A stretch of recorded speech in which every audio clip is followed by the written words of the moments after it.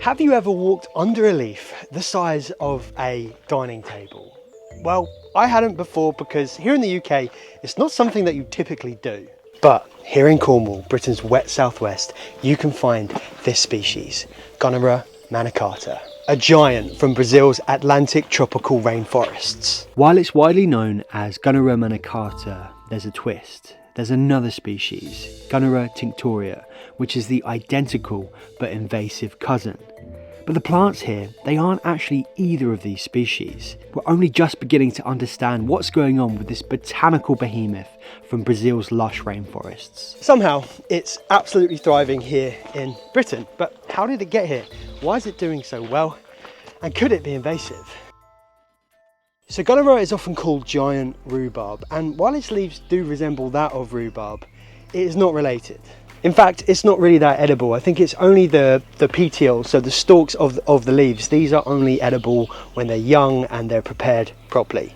I probably wouldn't go eating this because it can be poisonous. And obviously its most notable feature are its massive leaves, one of the biggest in the world. The huge surface areas capture as much light as possible, and the angles and the ridges help water run off away from the stems. Ganara can grow to be up to 3 meters tall. These ones are already there, and the leaves, they can grow up to be 2 meters wide. At the end of every year, they die back, but once they get going in the spring, they can like triple in size. They grow incredibly quickly. And when they form together like this, they create this like vibrant green canopy that almost feels prehistoric.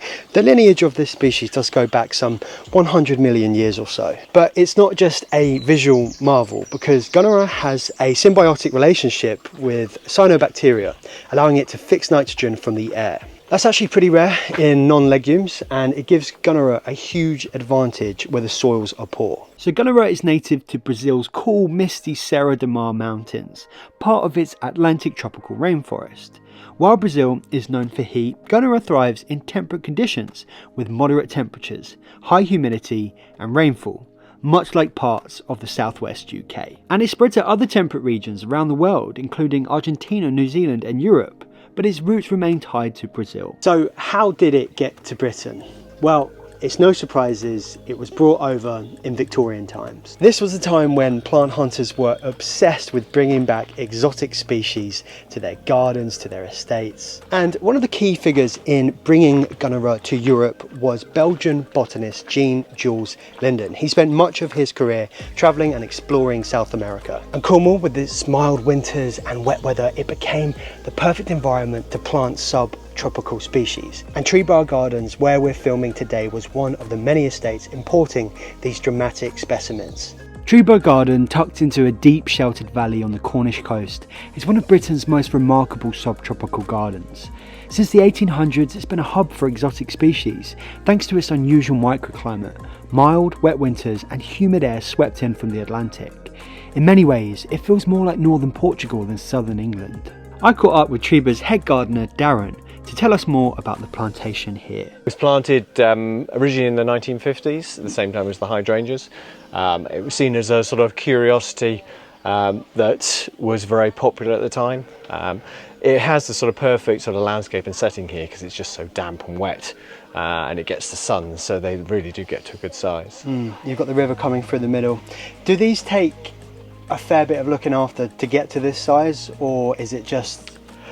I mean, they're pretty much, yeah. We tidy them up in the autumn when they die back. Just sort of chop the leaves off, just turn them over to form little umbrellas, which looks quite nice as a feature. And that's pretty much it. And how fast do they grow? Because this is just from this year, isn't it? Yeah. So they started to produce the shoots, the new leaves, around about sort of early March. So by the time you get through to sort of beginning of June, they're pretty much at their full height. So it's that combo of ideal conditions and the fact that they're well looked after, which means that they don't just survive here, but they thrive. But thriving can be a double-edged sword. As always with these species-focused videos, the question becomes, can this species, or is this species, invasive? Well, in some parts of Britain, Ganara has started to spread beyond the garden walls and beyond estates, and there's actually 2 species of Ganara which we need to consider here. You've got manicata, but you've also got one which is closely related from Chile, Gunara tinctoria. And unlike Manicata, tinctoria can spread rapidly through seeds and rhizomes, and it can quickly outcompete an area. But here's the twist, and it gets quite confusing. So it's actually been really hard to distinguish between Manicata and Tinctoria. So in many garden centres where you think you're buying Manicata, you're not. You're actually buying Tinctoria, or you could be buying a hybridised plant. And this hybridised plant is known as Gunaracross cryptica, which is what we have here at Treba. They actually got theirs genetically tested. It really is the only way to know for sure what you've got. In Britain, it hadn't been realised for a long time that Manicata had actually hybridised, and garden centres were unknowingly selling it. But is Cross cryptica considered invasive? Well, it's not entirely clear. This hybrid can still sometimes exhibit invasive characteristics like Tinctoria, but not always. So as of December 2023, the sale and propagation of all Gunara in the UK has been prohibited, but existing plants may be retained, provided they are managed carefully. We're quite lucky in the sense that Treba is pretty much the end of any sort of waterways, so pretty much as soon as you get to Mallard Pond and out at the bottom onto that beach, obviously it's out to sea, so it's quite a harsh environment, so very unlikely that the Gunara will escape from Treba.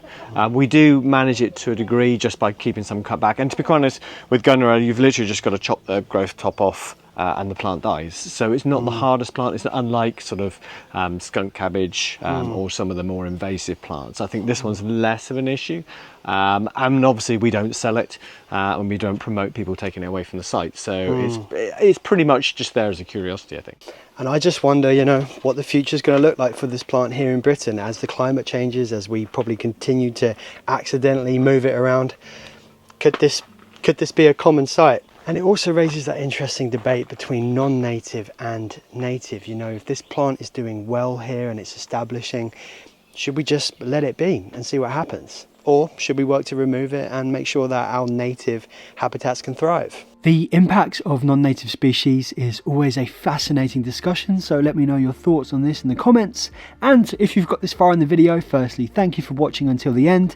But secondly, I'd just like to show some love to the Leave Curious members. While I love and work hard to produce these videos, it just wouldn't be possible without the people most dedicated to the mission. It's never been clearer to me that the natural world, that we as humans need stories like this, told in engaging ways to reconnect, restore and fundamentally rewild our planet. This really is just the start, and I have big plans and I'm going to need your help, and I'd love you to be part of it. I appreciate not everyone can commit financially, so there's various price points and you can even join as a free member too. It's linked on the screen now and there is a video for you to check out next. In the meantime, thanks for watching, Leave Curious.